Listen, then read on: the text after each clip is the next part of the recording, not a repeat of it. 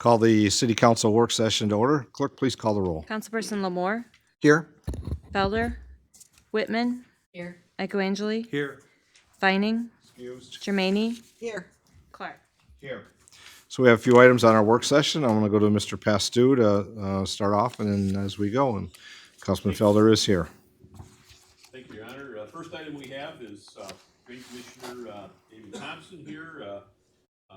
Took the opportunity to follow up on some comments from the last meeting, given the extensive drain work we've been doing here in the last few months. So, Mr. Thompson, I'll let you go to the discussion. Thank you very much. Welcome. Mayor and council persons. I appreciate the opportunity to come in tonight. It was my understanding that there was some, I don't know if concern is the right word, certainly some questions about all that the Drain Commissioner's Office is doing and how it affects the city came up at a recent meeting. So I thought I'd come in and see if I could address some of those questions or answer those questions.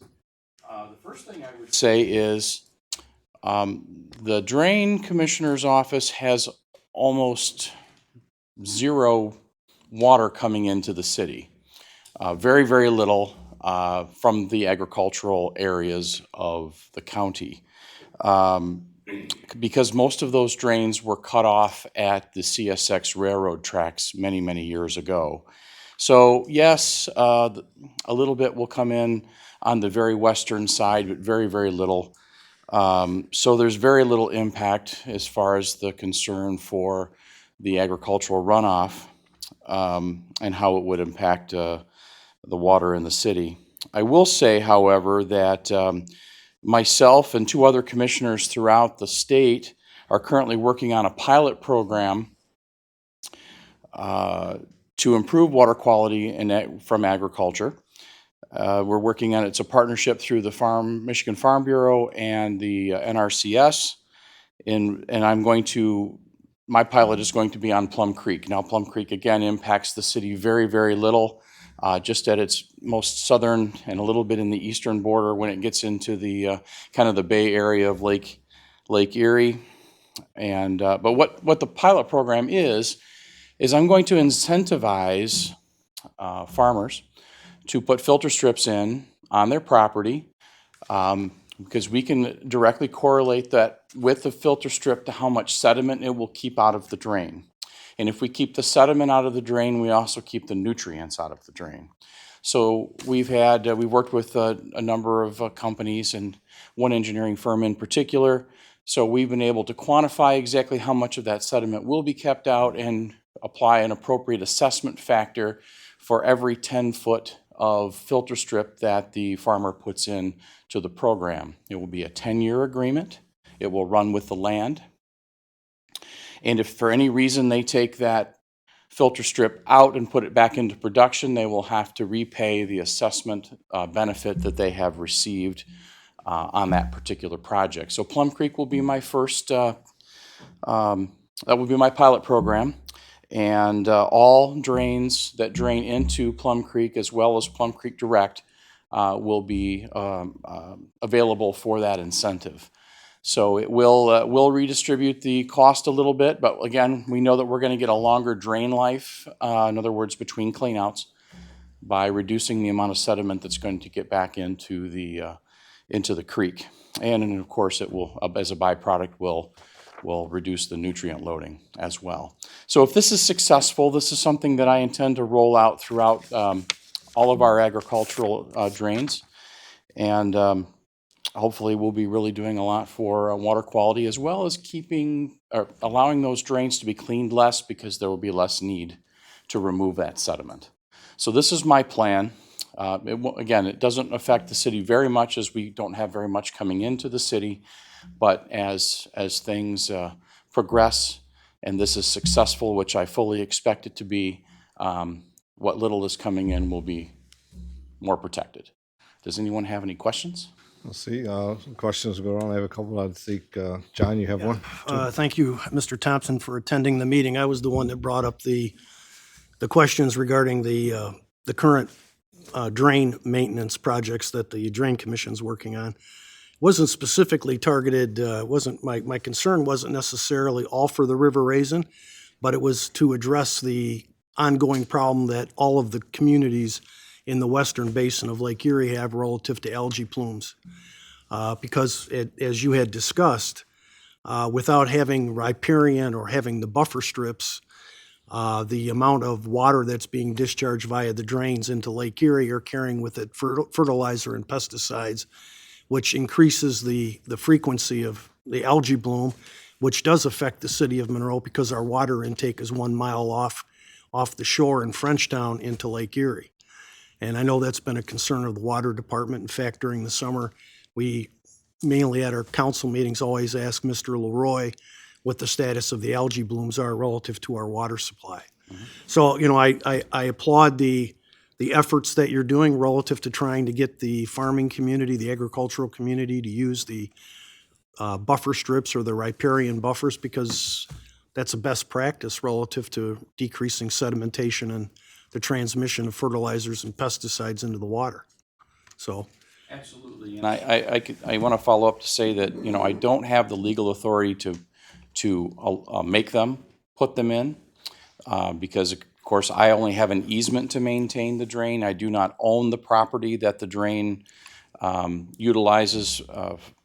It's a way of moving public water over private property, so I can't force them to put them in, but I think if we incentivize them, because again, we know there's a benefit, we will have to clean the drain less frequently.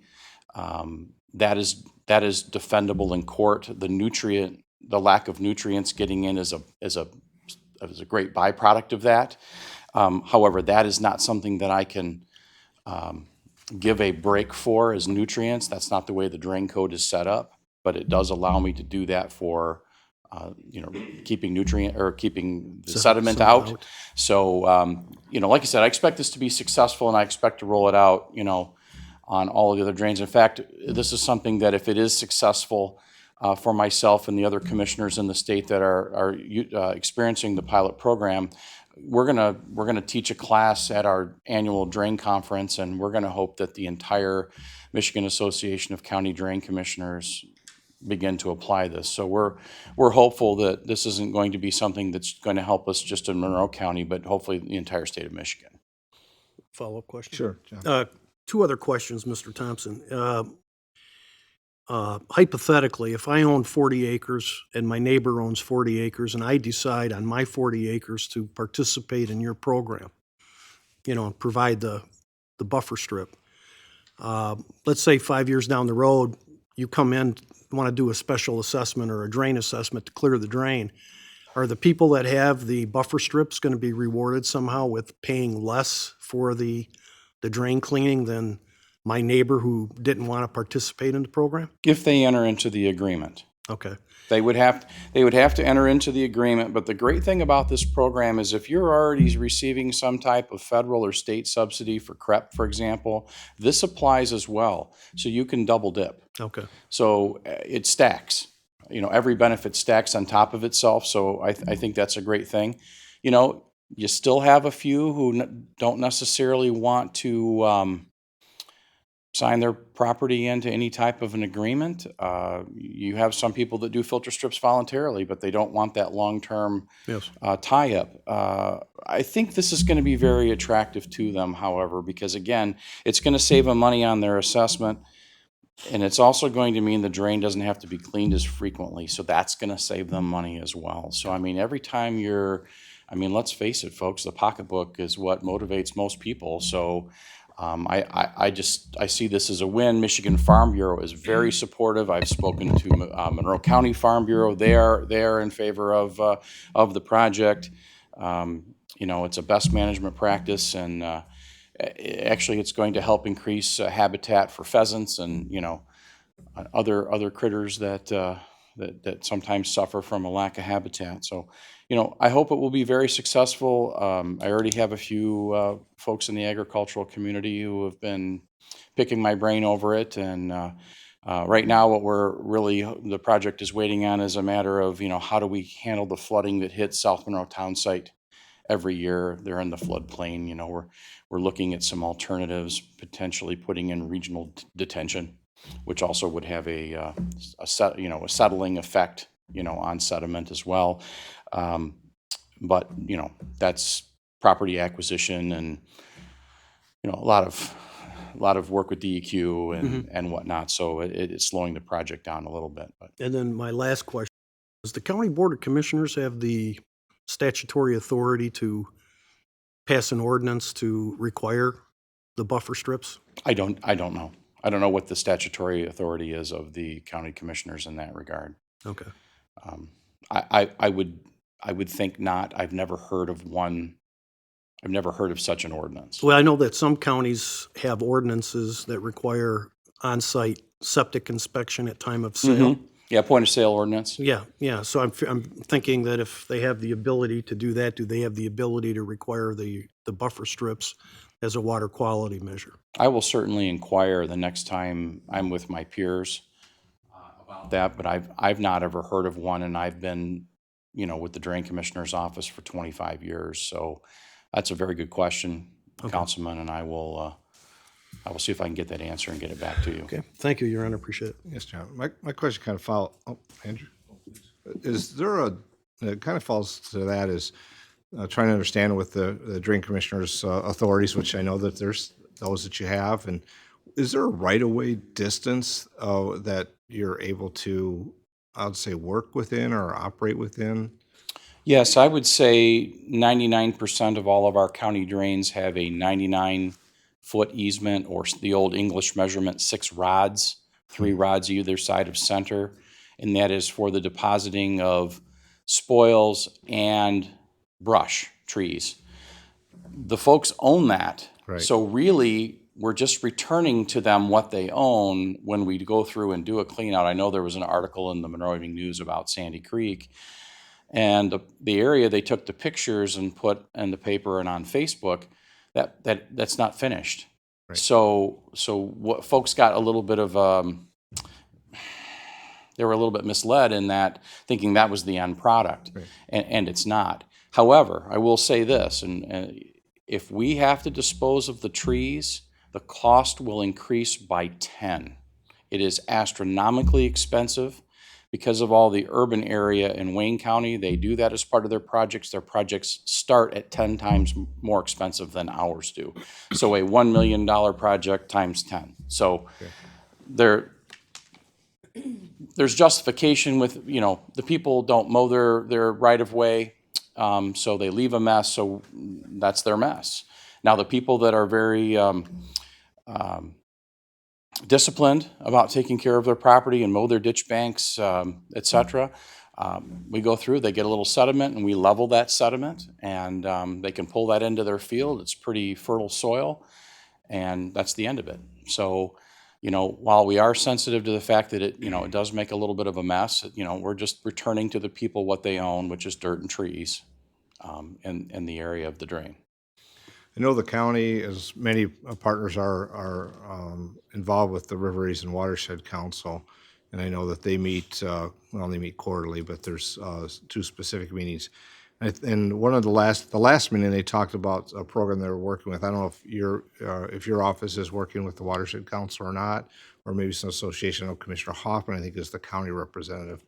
But they were talking about a program where they're going to start having signage available for farmers to show what they are doing, and some of those that are participants, just as you said. And I thought it was kind of a neat way for the public to see, not to shame somebody, that wasn't it, but just to see the partnerships and the willingness. And they're just kind of like big poster signs, and that just stick in. They say no till.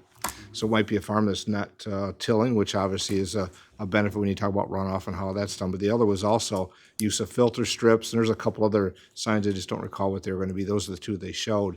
I thought that was an interesting component to show their willingness and who's willing to participate. And it makes me think about some of the things you're talking about with that filter strip. It might be, no sense in doing it twice if the Watershed Council in that county are I doing will it. say that we're starting with the filter strip, but there are other best management practices that we intend to incentivize and also factor into this in the future. Got to get a success under our belts. Yep.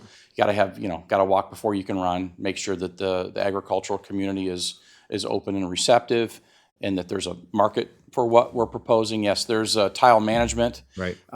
which is probably one of the most effective methods, but also the most expensive for the farmer to put in. But yeah, we're working with them. Of course, probably already know about the meat verified farms. Right. That's huge. It's a very difficult, long process to become meat verified. Yeah, I'm constantly going, meeting with Farm Bureau and going on tours. I'm part of the MI Clear, Michigan Clear Initiative, where it's a consortium of officials and River Raisin Watershed Council. Steve May sits on that, as well as farmers and other players. So we're doing the very best that we can to try to improve. We are ahead of all the other states in regard to our environmental stewardship with the algae blooms, our sanitary sewer projects throughout the state. DEQ has been funding, and Detroit has brought most of their stuff up to compliance. City of Monroe has done millions of dollars over the last 10 years of improvements, and so the sanitary overflows are either stopped or greatly decreased. So everybody's working hard to do their part, and this is just one more step that we can try to help agriculture. Now, not everybody over fertilizes. Right. In fact, you see a lot of technological equipment being purchased and being added, GPS, a lot of soil sampling, because if they over fertilize, it costs them money. And so all these best management practices are really being employed. There's a lot of the agricultural community on board with it, and I'm very encouraged at the direction that we're going here in the state of Michigan. Great. Andrew, I think you had a question or two. Yes. So as you may or may not know, the city tries to maintain 8 inches or lower of both grass and other growth on residential properties, as well as all city properties. But at the same time, the County Drain Commission's website has the Citizens Guide to Stormwater, the Citizen Stormwater Guide, which suggests that you never want to empty stormwater, rainwater directly into the drains. You always want to have it filter through some sort of plant matter. But in the city, It's a best. lot of times what happens is it goes right from the roof to the gutter to the driveway to the street into the drain. So I guess how do we balance? In the stormwater guide proposes the use of rain gardens as a remedy for this. So I guess how do we balance both the desire to maintain our properties appropriately and deal with our stormwater in a responsible way? Well, it's very difficult on individual residential, to employ that. I mean, any planting of water-loving plants, directing your downspouts into those areas is functionally a rain garden.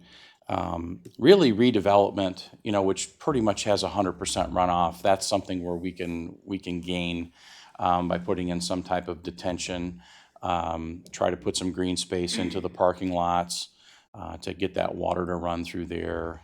Even the use of mechanical devices such as a swirl separator helps to remove dirt, oils, and other nutrients. I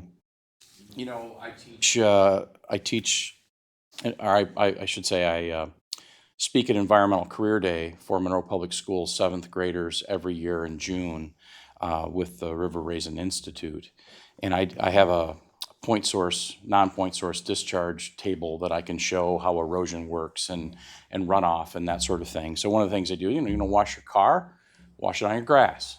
Your grass will absorb that phosphorus. It wants that phosphorus. Don't dump your grass clippings into ditches. Don't put them into your storm sewers. Don't put them into the road. They're full of nutrients. And as soon as you put it into the lake, it decomposes and puts all that, into the river and into the lake. So, all those type of things seek to help. Actually, it doesn't really work work well for blight, but letting your grass grow absorbs better than keeping it cut. So it really just comes down to, I believe you have a program for leaf disposal, which is much better than, again, it getting into the storm drains and going out into the river and the lake, because that's, again, nutrients that's going to break down and get into Lake Erie and contribute to the algae bloom. So I hope that answered your question. Thank you, sir. I think the rest of it's on us. Well, yeah, I mean, I always tell the kids, you know, every little bit you can do. Don't run your water when you brush your teeth. Saves water. I mean, just small little things like that. And there, of course, there's a ton of information out there on the internet, and easy things to do. You can get a rain barrel at your house. Like I said, planning, you know, directing water to any type of bio, you know, grass or flowers or water-loving plants. Willow trees love water. Any of those type of things really help. Thank you, sir. Other questions for Mr. Thompson? I'm all set. Seeing none? Thank you very much. Very good. Thanks for being here, David. Appreciate seeing you. My pleasure. Thank you very Have a much. great evening. Thank you. Mr. Pastu, I think Next next. item is review of the proposed 2019-20 CDBG action plan. We are looking to update that. We're looking at a public hearing for the next meeting and looking to actually have it adopted by the end of June. Yep. So I'll let Mr. Green kick it off and we'll go into a little more detail on some of the projects. Mr. Mayor, members of council, Mr. Pastu, Jeffrey Green, Director of Community Development. The good news is that we did get our notice of allocations for the Community Development Block Grant, which is $451,123, which is a slight increase, about a 1.2% increase over last year's allocation. This year, what's a little bit different is the fact that Matt Wallace, who had handled the CDBG for many years during his tenure here, left and took another position with another community, and so that's kind of shifted responsibilities. And so currently, it is myself, Caitlin Pierce, who's with the Community Development Department, as well as with assistance of Tammy Yant, have been handling this and putting it together. The good news is that we're right on track where we should be. Regarding this, but we've had some discussions with city administration, with Mr. Pastu, Mr. Sell, Ms. Pierce, and myself, and came up with the proposals that we see for this year's annual plan, which is basically how we spend the CDBG funding. And again, as I said, we had $451,123,000 allocated this year. From the last several years, we've got carryover of $440,677 for a total CDBG funds of $891,801 that we can use. So let's see if we can go to the projects that we have. First, of course, is Labor Park.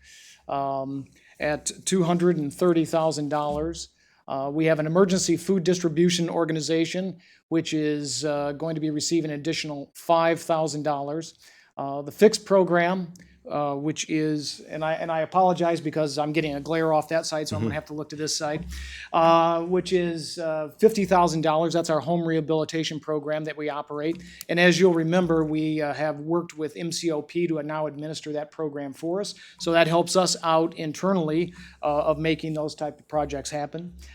Next would be foreclosure and homelessness prevention. That's working with the Legal Services Organization of Southeastern Michigan. They assist people that are having trouble with possibly landlords or losing homes, and they also work with them trying to find homes. Blight removal and code enforcement at $86,801. That's demolition and blight-related issues that we deal with in the city. And planning administration is another $60,000. That helps cover staff cost internally as well as MCOP's costs. Carryover funds from last year, Arthur Lesso Community Center had $150,000. Labor Park had $230,000. One Sheep Ministries, $5,000. Down payment assistance, again, $20,000. Greenwood Recreation Program, $2,500. Greenwood Reading Pavilion, $20,000, and lead-based paint remediation, an additional $2,500. And so what that brings us to for the 2019-2020 proposed budget is for Arthur Lesso Community Center, we'll be looking at $150,000 going there, and this is related to the kitchen development at that site and for their culinary program that they have talked about. Labor Park, we really want to make that push to get this project completed, and we're looking at $480,000 going in at this point. A lot needs to happen there, and we think this is a great opportunity to do it with this funds ready to carry over. Fixed program, again, at $50,000 has been very successful for us, and I'm sure will be in our cooperation and coordination with MCOP. Emergency food distribution is $10,000. Again, that's One Sheep Ministries, who gets food from various organizations such as Gleaners and distributes them in our community at locations throughout the community. Greenwood Recreation Program, again, for our children at Greenwood, and we're working with the Housing Commission. And the Greenwood Reading Pavilion is another $20,000, and that's to set up a place where kids can come to read, have books provided, and those kind of things. Currently, they have a shelter, but they'd like to make that into a more usable year-round type of pavilion, or at least 3 seasons. Down payment assistance, this is for persons that, coming into the community that may have a background in public service, firefighter, police, may have maybe a teacher or something along those lines that want to move into these areas. We can help them with that. Foreclosure and homelessness prevention, again, I indicated what that was with legal services. Lead-based paint remediation, $2,500. This is typically required of us as we do a housing rehabilitation program, is to provide that service if we run into that into homes and trying to help them remediate that lead-based paint. Blight removal and code enforcement, as I said again, at $86,801, and that's demolition costs. And we had to balance and debate on that of how much was going to go to that. We were looking to put a little bit more money into it, but again, as we kind of try to balance out all the projects and get the things accomplished, we did reduce that slightly. And of course, planning administration again stays at $60,000, and that's been pretty constant over the last few years. So if there's a couple of things I could elaborate on with the Arthur Lesau Community Center, one of the things that has been discussed is the kitchen. And I think at one time we had maybe 75,000, but that would have clearly just been fixing the existing condition of the kitchen that's there, inadequate for what that long-term need is. And so we're probably looking at working with Jim Jacobs as an architect to help with that. But the idea is we'll put 150,000 in 2019 and probably another 150,000 the following year to do one. And it's not like we'll be relocated. I can almost assure you it won't go where it's at. It'll probably be attached off the gymnasium so that it has the ability to serve groups that may be in the gymnasium for an event, or even senior programming that, or even other programs that may use the kitchen for their program benefits that they may serve. Want to do it the right way, and we figured it was probably best to look at this being over a 2-year period. Mr. Green indicated Labor Park. We actually, I recommended we put another 100,000 into it to make sure that we have sufficient funding for the project itself. It's a good project, ambitious, and certainly to do it the right way. Really was to put that in here.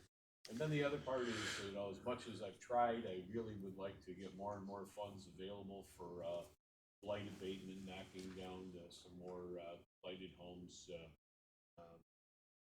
to the extent that was kind of where the balance was after the other items that we have an obligation either to carry over and or to meet this requirement. But the 3 big points were the community center, Labor Park, and try and get as much as we could into the blight abatement.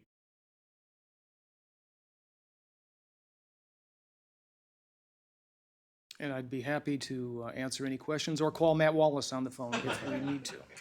Or Caitlin. Hey, start to see there's questions from council. John? This is kind of a reoccurring discussion I always have on the Fix program. What's the cost and the benefit of putting 50,000 into the Fix program relative to adding 50,000 into blight and code enforcement in terms of the return on our investment? The housing rehabilitation aspect is, I think, a required part of the CDBG program, that we need to have something in there. They encourage that and like to see that in there. Again, we could provide some funding, and split that up if that's what council would like to decide. You all will get a chance to look at this again and approve this budget as we go through it. We still are going to be going through June. But again, I think that's a balancing act. For the persons in the community that have housing projects that It might be something as simple as, repairs to their water heater or their furnace, to a new furnace, to a new roof. A lot of times these dollars are critical because they're not going to be able to accomplish that. Does it have to be at 50,000?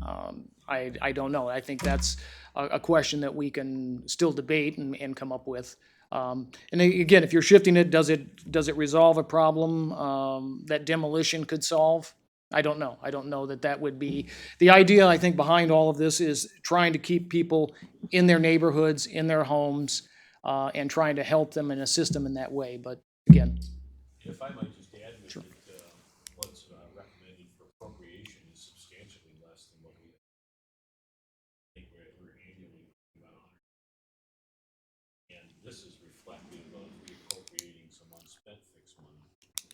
We've been doing $25,000 maximum, we go to 10, get a number of smaller projects. That would be a policy decision for us, but it is in some ways. So where your Angeli was, we reduced it substantially and put as much into the light maintenance as we possibly. Well, I guess the other suggestion is for administration is, this came up during the conversation that we had on the proposed LIHTC project that I'm not aware of, other than the statute, other than the program requirement that we have to submit a housing, I don't even know what you call it, the housing component. they used to call it HAP, the Housing Assistance Program or Plan, to HUD as part of the CDBG. Does the city have a neighborhood strategic plan? Do we really have a housing program plan to tell us what we really need to be focusing our dollars in the community relative to new construction, blight removal, rehabilitation, neighborhood stabilization, all these other components that we're kind of putting money in different buckets, but do we really have a strategy at this point? It's not that there's any kind of report that we have that's went into great detail. Elements of it we've talked about with the rental housing program and some of the other infill development opportunities, maybe work land bank, but on neighborhood by neighborhood basis, no. And part of it is, during the budget process, we put $50,000 into the community development department. We've used it for different plans. And candidly, that may be where this next appropriation goes, because it wasn't designated for any specific purpose. But I do think that if we were to have this discussion with council, that may be a good location to put it, is to look at more specific housing aspects of our community development plan. And I think for the $25,000 maximum is, we're not seeing a lot of those coming in. I think at this point, we're seeing more smaller projects that come on an as-needed basis. We've kind of changed that. I think you and I and Mr. Wallace had some discussions on how we could make this more user available and friendly. But one of the things that we do run into oftentimes is the ability that HUD tells us that if we cannot make the repairs and do the things that need to be done in some properties, that we cannot start. You cannot start and simply walk out of it with part of it half done. And so we've had to, as we evaluate homes, we've had to say we can't do a project for you simply because we don't have the funds to complete the project. We have a limit on on what we can spend. And so I think that kind of goes to the point that, is this too much money to go into fix? I don't know. We see need out there, but again, we may be able to do it in another way and recalculate and format how we use it. And again, to echo Mr. Pastu, no, we don't have a strategic plan, and that may be something that we would like to look at as well. Okay. Thank you, Your Honor. Yep. Other questions for Mr. Green? So I guess next steps on this is, obviously, this is the presentation. It comes back to the council. If I may ask Mr. Green, when do we have our public hearing? Is it the next meeting on the 20th, or is it in June? And I'm looking at the cheat sheet that I've been handed, and it looks like it will be, we've had some public notices go out, so again, we're on track for this.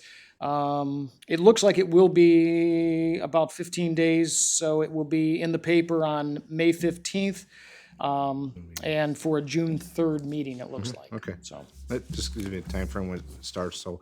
I guess my thought with that is this gets looked by council or even administration, if there's other items, make sure you get those onto the city manager or Mr. Green, whatever his desire is, that we can have that conversation as it comes up. Thanks. and we will be getting copies of the draft plan out to everyone.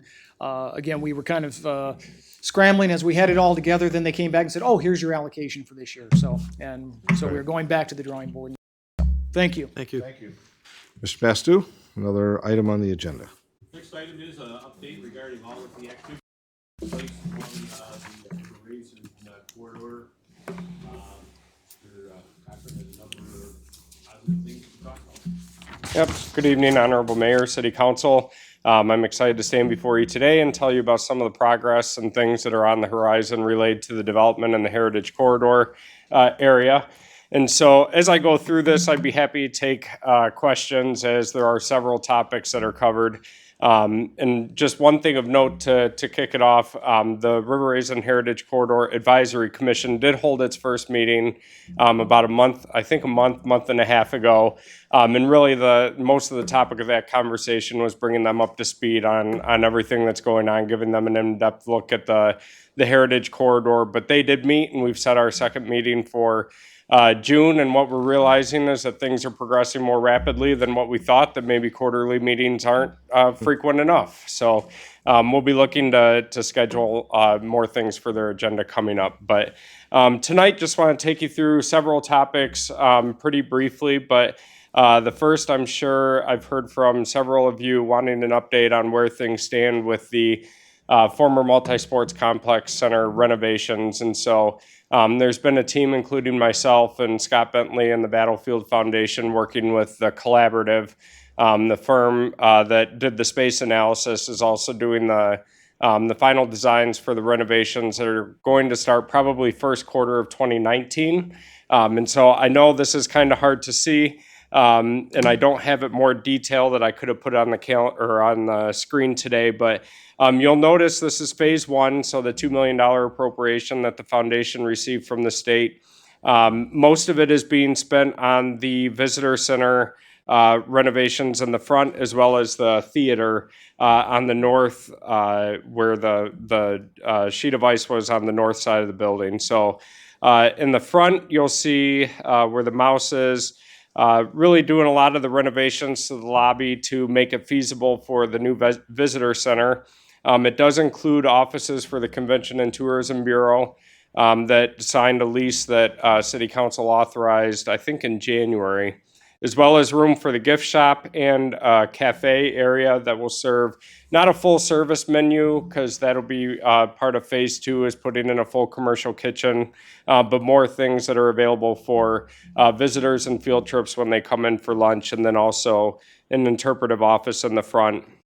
Most of the tiny print that you'll see in the green area is actually exhibit spaces and where the exhibits are going to be laid out. And then when you move into, there's a front desk here. When you move into the north, there's the theater. The National Park Service spent about $500,000 filming a series of introductory videos.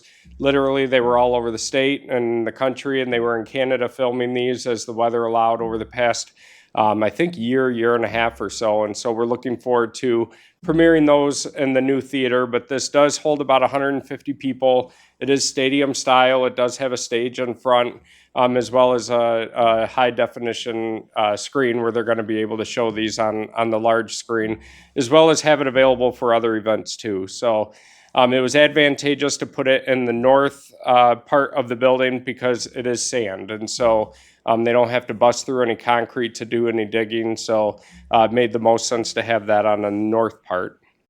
On the south part, there's the meeting room, which is, it'll be available for field trips to have their lunches. It'll be available for community members to have events there. It'll hold about 100 to 150 people at a time. And then we've also got the temporary event and program area in the south arena. So there's going to be some modifications made for acoustics and lighting and some of those things, but it's going to, for the most part, just remain a concrete floor so that it can be used for large events, and the foundation can rent that out for revenue purposes. In the middle, where the locker rooms once were, the library is going to be moved down, and so there's certain HVAC, lighting, temperature control items that need to be done to preserve some of the artifacts in the library, archives for the battlefield. This is going to be a branch of the Monroe County Library System as well, so they've been part of the conversation, and the records and materials will be available for library patrons, not to check out, but to be able to use on site.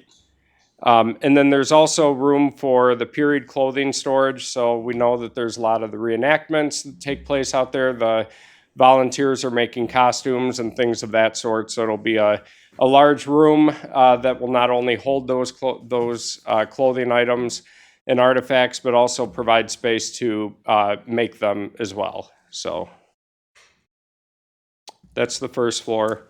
On the second floor, it's mostly just some minor renovations to the offices upstairs. If you've been up there recently, they're not in the most tip-top shape, so new carpet, paint, things of that sort.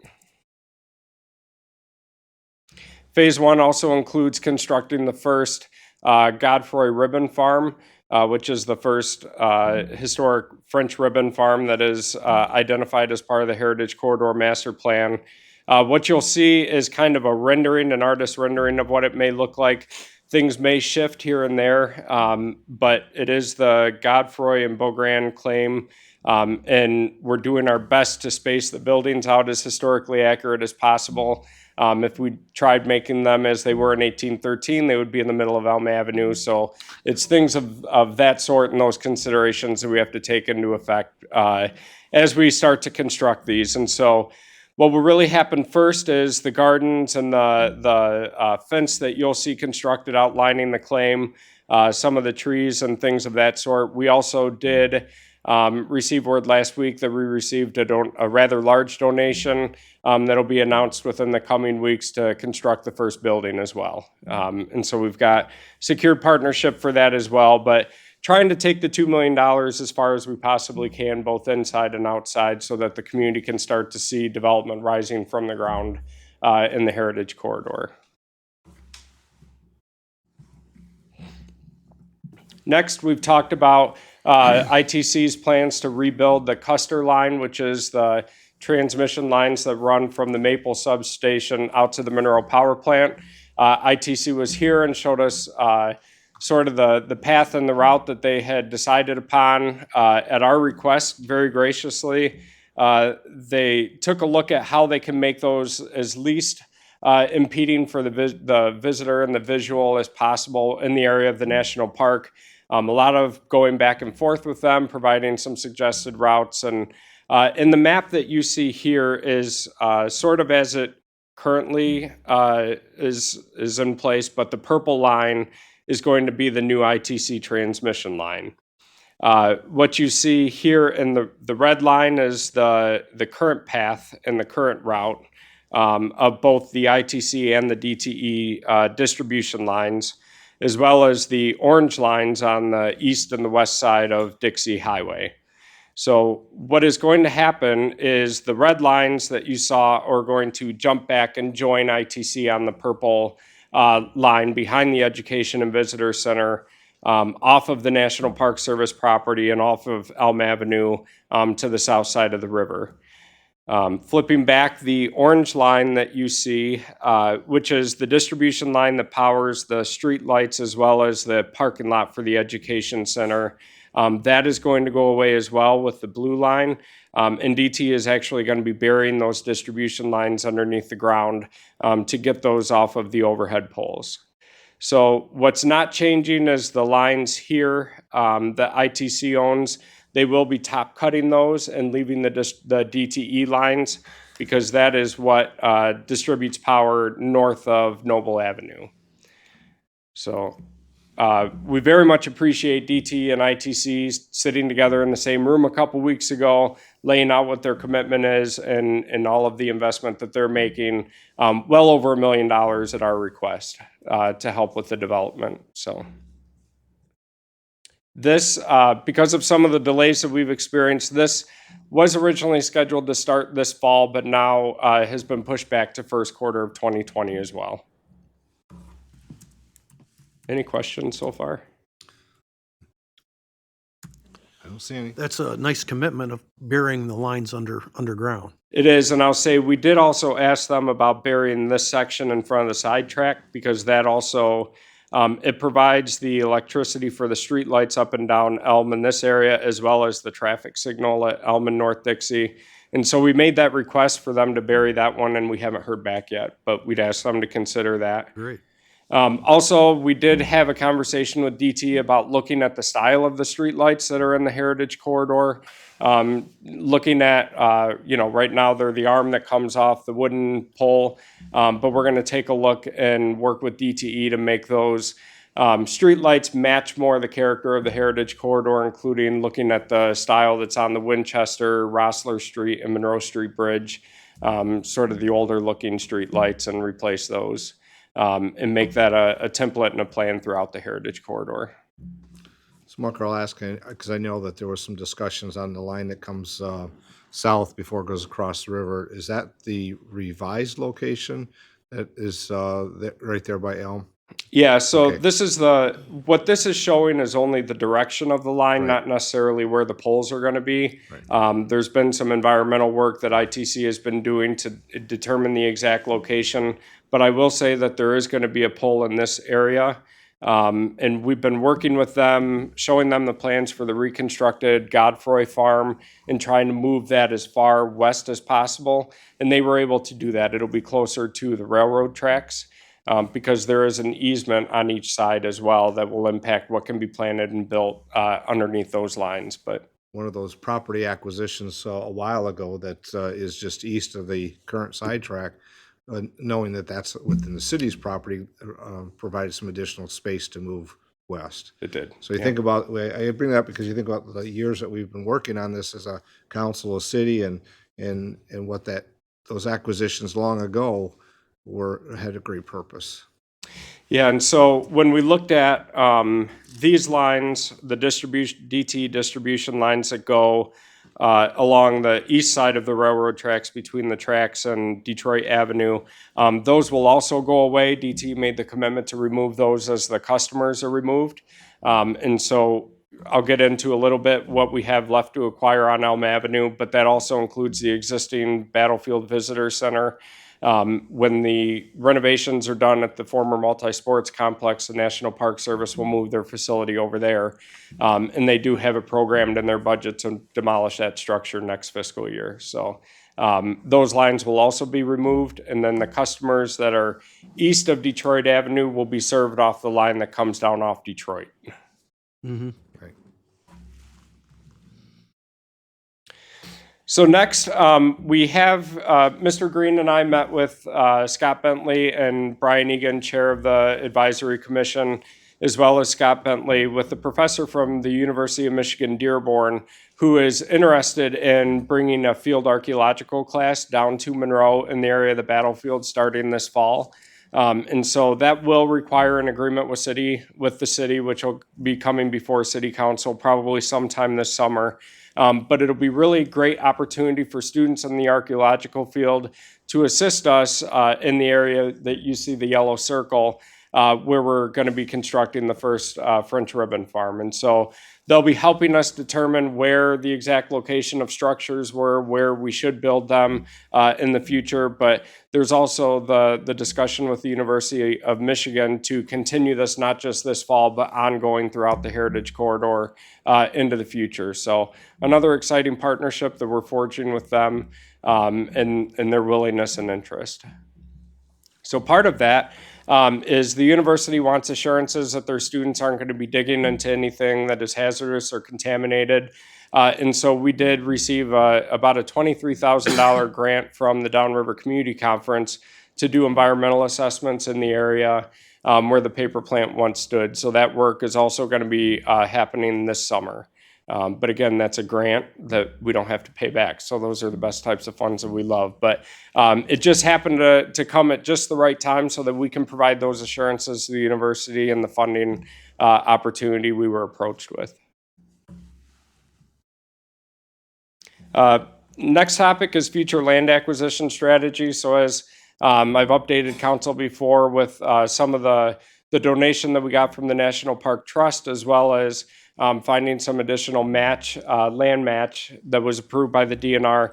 We have about $1.9 million remaining to spend for property acquisition.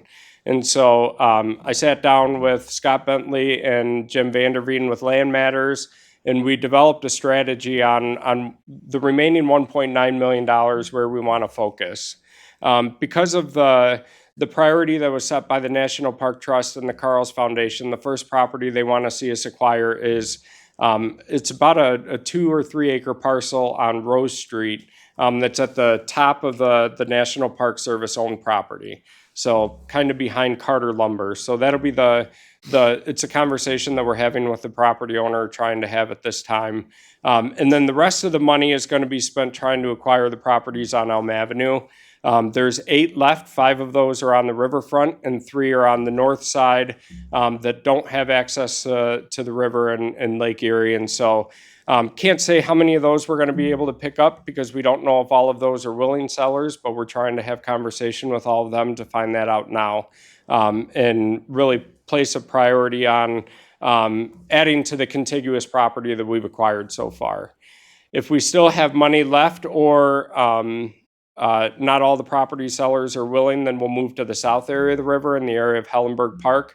You know that we've closed off Front Street in that area at the railroad tracks, and so we're trying to assemble the rest of the property that's in that area, and there's 4 parcels, one of which is a residential property that we'll be having conversation with in the event that there are funds.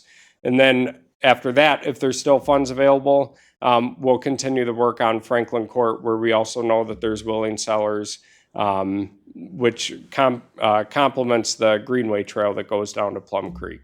So that's sort of our strategy moving forward. Of course, it's fluid and subject to change as we have discussions, but to give you an update on where things stand and where we're at, that's where we are. Wonderful. Thanks, Mark. Go ahead. More items. Yep. We were approached and asked to submit a proposal for an economic development, community revitalization, and neighborhood revitalization project with some funders in Southeast Michigan. And so administration sat down with some of our other partners to develop a proposal for the Orchard East Greenway Trail. That's just preliminary branding at this point, but this is the Greenway Trail that would run from the river down to the Plum Creek neighborhood.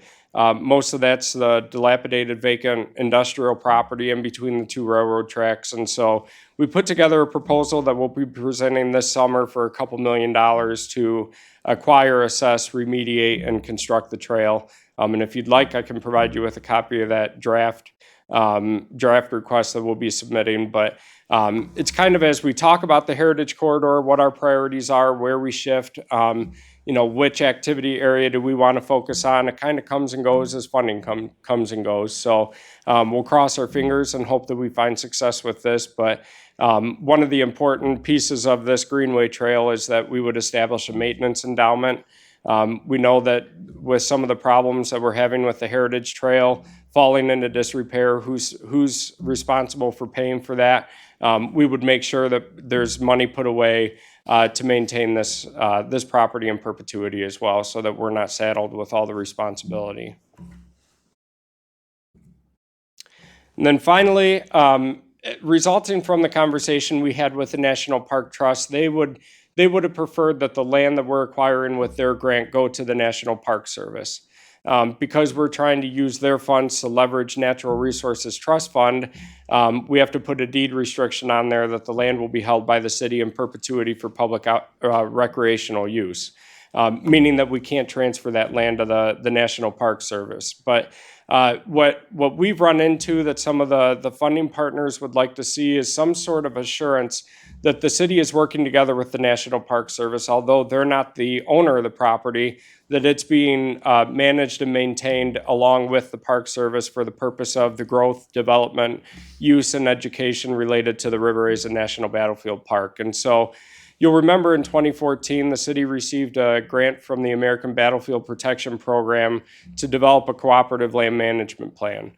And what that does is talks about how the different political jurisdictions that have land significant to the battlefield will work together to manage the property, even though they may not be in it managed by the Park Service. And so one of the things I bring this to you because there's going to be a document that we work with the city attorney and the Park Service to craft that basically just says that all the land within the Heritage Corridor, whether it be owned by the city or the Park Service, will be managed in the spirit and intent of developing the national park, and that will help provide assurances for some of our potential donors. So just bring that to you as a heads up, is something you'll be seeing in the future. That's all I have. Any questions or comments from council? There's a lot, obviously a lot there. There's a lot. And it's been Your going Honor, on for years. a comment primarily, I just happened to go out that way today. I had a meeting in Detroit, and I noticed in front of the visitor center where the median's at, and on the right-of-way, there's quite a bit of vegetation and landscaping, either one that's missing or two that's dead. And I think with the visitor center starting to come online, it's incumbent upon the city to make sure that that landscaping in that corridor looks impeccable, because that's kind of the image that we want to communicate. So I know that we're just kind of starting in the summer, and now that things are blooming, we can see which vegetation has been significantly damaged and what has been actually killed. So I just wanted to bring that up. But if I'm not mistaken, based on your presentation in the visitor center, you've got National Park Service, Convention Visitor Bureau, the museum as partners, or they're in the building? Not the Monroe County Museum. It'll be the battlefield, the National Park Service education exhibits. Okay, what about the archive and library? You said that was county, That'll be a branch of the Monroe County Library System. oh, the Monroe So, County Library System, Yep. okay, not The museum. collection that the Okay. park already has will become Okay, the library system. Yep. So, but you have different multiple partners in we there. do. Okay, great. Other comments or questions? It's great, it's coming along. Yeah, sure is. Remarkable, and after the first of the year, this thing's flying. January or first quarter of 2020, a lot of this, with the visitor convention, our visitor education center, and the ITC project and the co-location with DTE, and as well as some of the additional land acquisitions and hopefully demolition, it really will start taking it. It'll be pretty amazing where we'll be at this point next year, I think. Very noticeable. So a lot of good work, and then the last part, talk I don't about. think I'm telling tales out of school here in a public meeting, but we did receive notification that Senator Dale Zorn is working on securing a $2 million appropriation in the state budget to advance the education center as well, similar to the appropriation that we already received. And so the city has been working with all the 160 teachers who have helped develop curriculum and build the education exhibits at the education center to advocate and contact Senator Zorn and ask for his support. Let him know that the community is behind this, as well as, and they're all over the state of Michigan. So we've been reaching out to all of them, as well as all of our partners. But even more, the National Park Service committed that if the state secured the $2 million, that the Park Service would kick in another $2 million.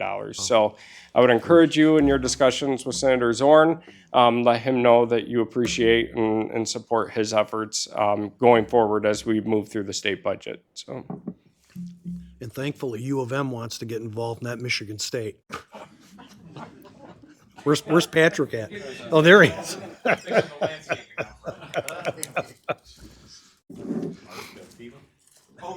Received word today that FEMA approved our application. Excellent. So after 2 years in that application, we're going to be acquiring properties within the floodplain, mostly in the area of Plum Creek. But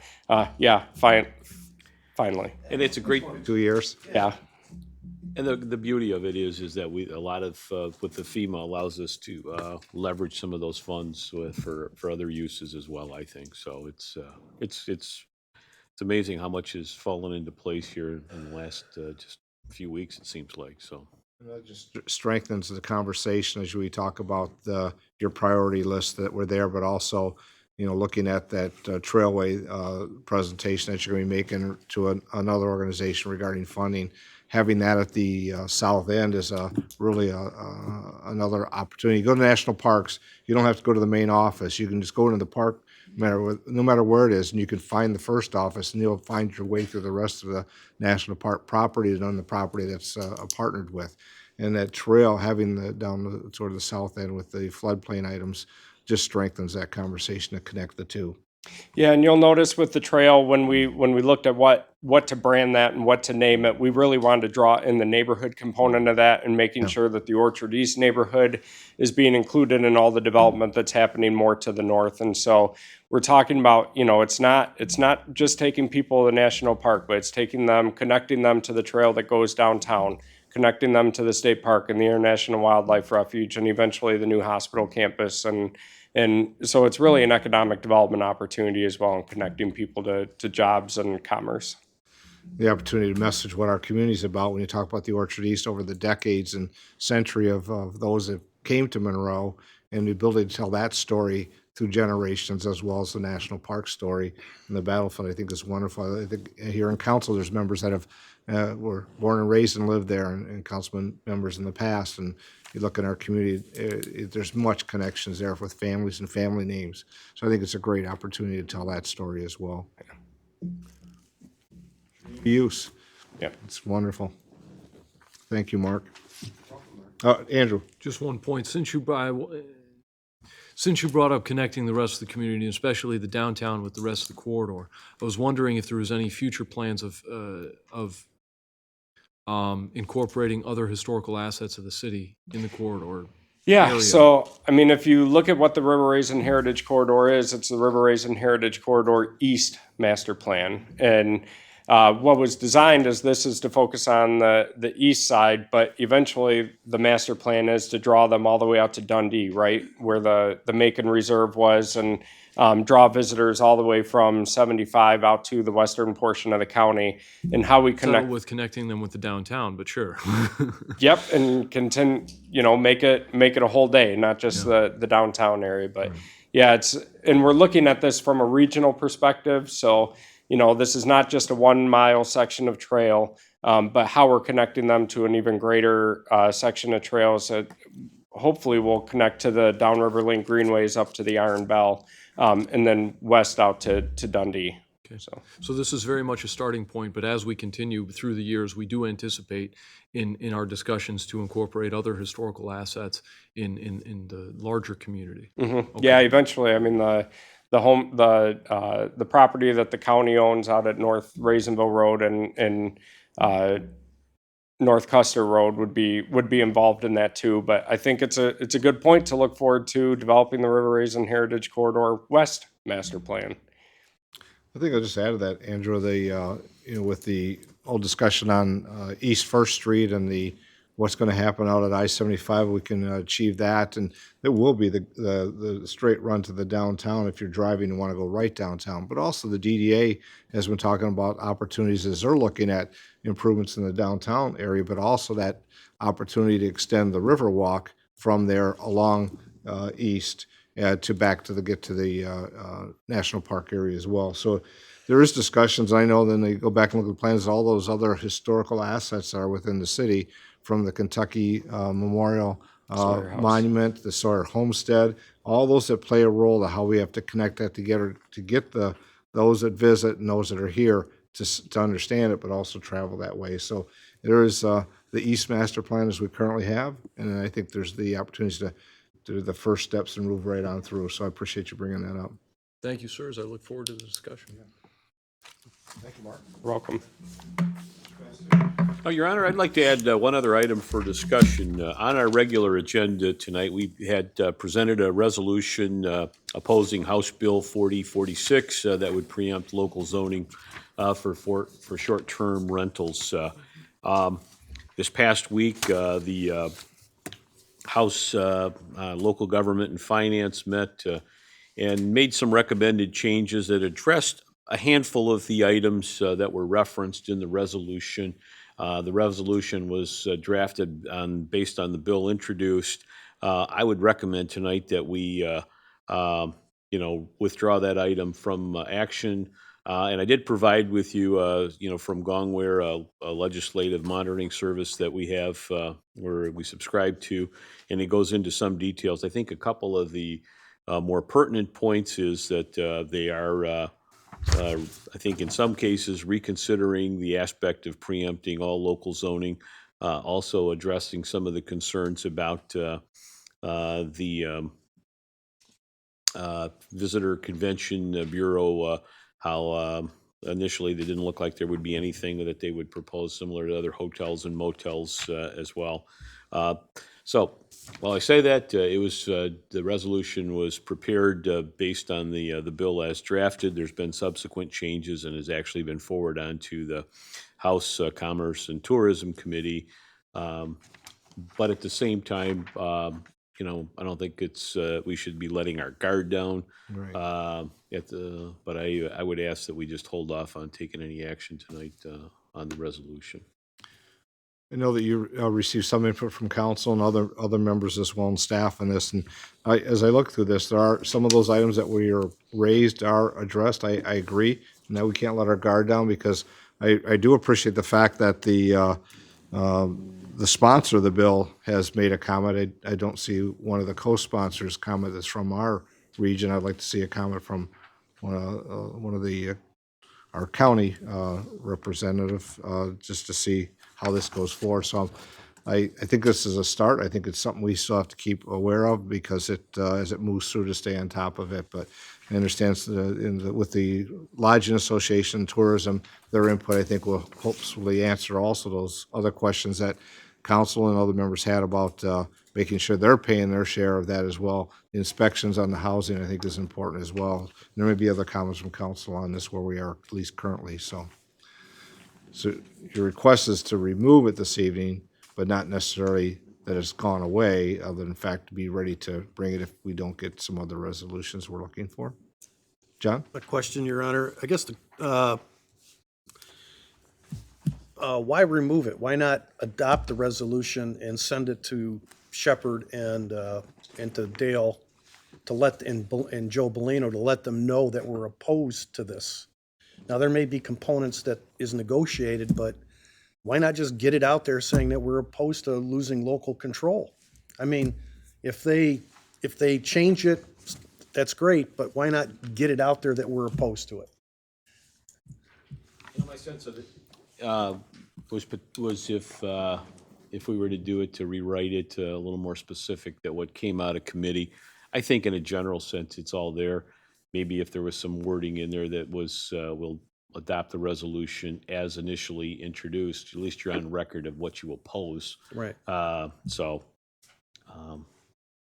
I also don't want to, my one concern with it is, well, we're sending a resolution after it's already come out of the House, one of the House committees with substantial changes, but council call. If you want to do it tonight, that's fine. Just would ask for one little language change. Well, I mean, the issue is the administration jumped on this pretty fast. Yeah.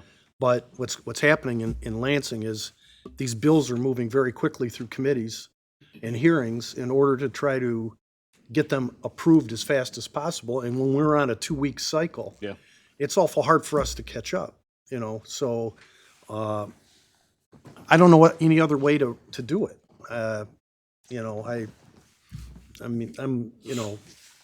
We can't call a special meeting just on every piece of legislation. I'll just make comments. What we're proposing on the resolution, I think would have been a message that we're looking for.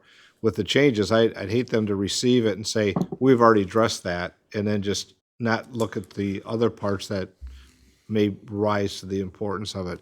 As Mr. Pastou said, I think there's, is there a way to modify this and be prepared? I think there is, because I don't want to be caught off guard either. And maybe that's some personal contacts of saying, here's what was proposed, but it can't slip back with that and not address these items. But I'm okay if we look at it and not get behind, of course, but not necessarily send, because I just don't want them to discard and say, well, we've already addressed all those things.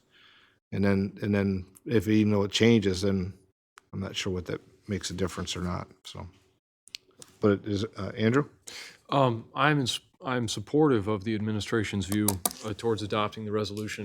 I'm fine with Councilman Angeli's opinion to continue to do so with the stipulation that we are opposed to the language as exists on X and X a date in anticipation for any amendments that might occur in committee. Because these things are subject to change and they do move quickly. But I find myself continually frustrated with some of the actions of the representatives in Lansing with their eagerness to time and time again try and limit the control of local governments. They seem very afraid of the control of any body except theirs, even within the communities in which they live, to govern over the places that we all call home. And it's frustrating that they don't want our local communities to have their own say on it, even while saying that, oh, this is going to provide more flexibility. And the fact of the matter is, it's just not. And I think that that's a statement that needs to be sent, regardless of whether they're going to change this or not, is that not just for this bill, but in general, for you usurping the will of the people in the local communities where the ear is closest to the people and closest to the residents, that's not okay. That's not an okay thing to do, and you need to stop doing it in general, not just with this bill, but with pretty much any bill that echoes what's happening in preempting local control. I think that's a statement that needs to be said. I think I know that things have changed since the draft resolution. However, I think as far as I'm concerned, the first paragraph on the fact sheet is that we adopt a resolution opposing House Bill 4046 that would preempt local control for short-term rentals, period. I mean, that's really what this issue is we do not want them to exempt local control. Yeah. And, you know, they can work out all the other details, but to me, that's the most imperative part, is losing local control. So if Councilman Felder's in agreement, maybe when we get to that issue, we just make a motion asking the city administration to submit a resolution saying that we're opposed to losing local control. Well, I think a lot of the recitals actually address a lot of what I think the concerns are in there. And I'm fine with sending it, as I said, I may just change it as introduced, but in policy, we're just opposed to preemption of local zoning. So, Yeah, I think there's a way to word it so it doesn't get just bypassed. Right. That we recognize there's been movement or changes, or at least proposed changes, and that it is in another committee. But I think there's a way to kind of modify that, and I think the administration can do that for us if we do pass it. and I may add just an item in there where I may write something up, just say, be it further resolved that, that the Monroe City Council opposes all preemption of local zoning, something to that effect, so, Okay. all right. Oh, it's about 12 after. I'm looking for Looking at Treasurer the city Lavoie as attorney, well. you think we can get it done between, I think we can go quick in the, We have 10 minutes. yeah. Work session? Okay, this time we'll close the work session, and we did have on our calendar this evening for a special closed session meeting. Make note the fact that the address that depicts on the pending litigation needs to be 14 East First LLC, not West. So at this point, if there's no other comments, I'll call the City Council special meeting in order. Clerk, please call the roll. Councilperson Lamore? Here. Felder? Here. Whitman? Here. Angeli? Here. Vining? Germaine? Here. Mayor Clark? And with that, I'm looking for a motion.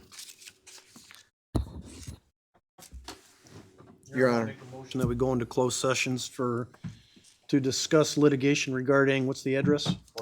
14 East First LLC. Motion by Councilman Angeli, supported by Councilman Lamore to go and close the executive session for the reasons stated. Clerk, please call the roll. Lamore? Yes. Felder? Yes. Whitman? Yes. Angeli? Yes. Germaine? Yes. Mayor Clark? So